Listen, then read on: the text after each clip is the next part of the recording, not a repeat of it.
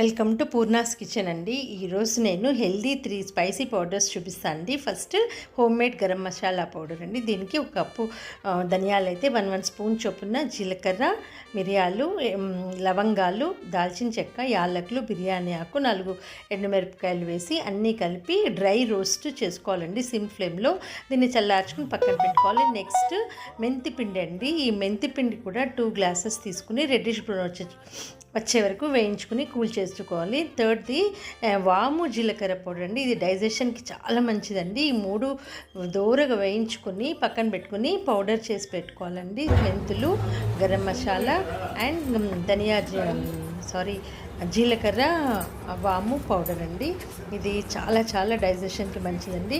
ఈ home made spices వల్ల మనం చేసుకునే వంటలకి ఎంతో రుచి వస్తుందండి. ఈ మెంతి పిండి డయాబెటీస్ వాళ్ళకి కూడా ఎర్లీ మార్నింగ్ 1 స్పూన్ వేసుకుంటే చాలా మంచిది.